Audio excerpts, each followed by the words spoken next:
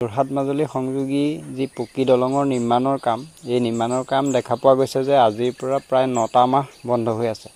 তেনে এক পৰিপ্ৰেক্ষিতত দেখা পোৱা গৈছে যে সামাজিক মাধ্যমত সেই দলঙৰ যি খুঁটা অৰ্ধনিৰ্মিত যি খুঁটা সেই খুঁটাৰ পৰা ৰড চুৰি কৰি নিয়া ৰড নাৱত ভৰাই লৈ যোৱা এটা ভিডিঅ' ভাইৰেল হৈ আছে। এই কথাবিলাক আচলতে দলং নিৰ্মাণৰ লগত জড়িত যোনটো বিভাগ আছে চৰকাৰী বিভাগ আছে এই বিভাগটো আৰু জিলা প্ৰশাসন তেওঁলোকৰ মানে নজৰত থাকিব লাগে এই কথাবিলাক। পূৰ্বেও দেখা পোৱা গৈছে যে এই দলঙৰ খুঁটা পৰা ৰড চুৰি কৰি নিয়া ভিডিঅ' আপোনালোকৰ সামাজিক মাধ্যমৰ জৰিয়তে প্ৰচাৰ হৈছিল, কিন্তু পিছত দেখা পোৱা গ'ল যে তাৰ কোনো সূত্ৰ নোলাল।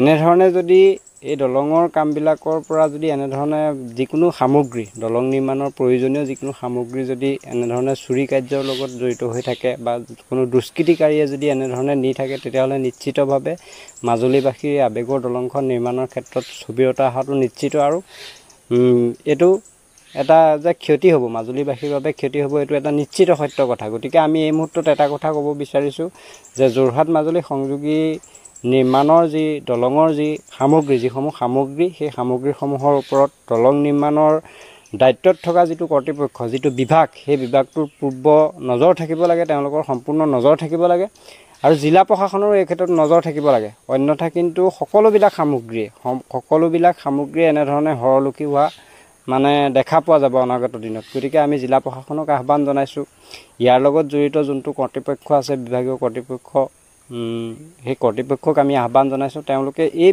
বিষয়বিলাকৰ ওপৰত অলপ নজৰ ৰাখিব লাগে। যিহেতু ভিডিঅ'টো ভাইৰেল হৈ আছে সামাজিক মাধ্যমত, এইটো মিছা ভিডিঅ' হ'ব নোৱাৰে। এখন সৰু নাৱত এখন টুলুঙা নাৱত ৰড ভৰাই পেলাই তাৰ পৰা টানি লৈ গৈছে, এইটোতো মিছা কোনো কাৰণত হ'ব নোৱাৰে। গতিকে এইটো সত্য কথা।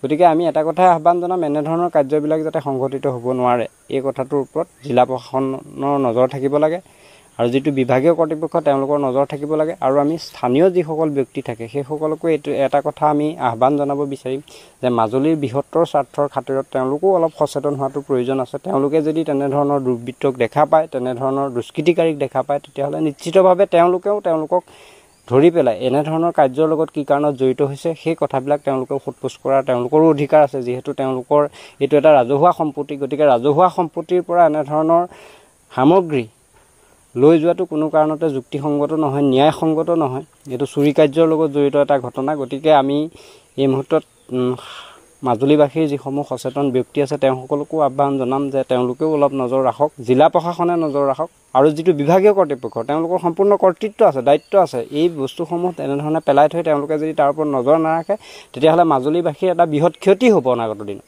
গতিকে আমি আহ্বান জনাইছোঁ আৰু দাবী জনাইছোঁ এই বস্তুবিলাকৰ ওপৰত তেওঁলোকে পূৰ্ণ নজৰ ৰাখক আৰু এনেধৰণৰ যদি দুষ্কৃতিকাৰী এনেধৰণে চুৰি কৰিছে তেওঁলোকক মানে বিচাৰি উলিয়াই পেলাই তেওঁলোকক কঠোৰৰ পৰা কঠোৰতম শাস্তি প্ৰদানৰ ব্যৱস্থা গ্ৰহণ কৰক।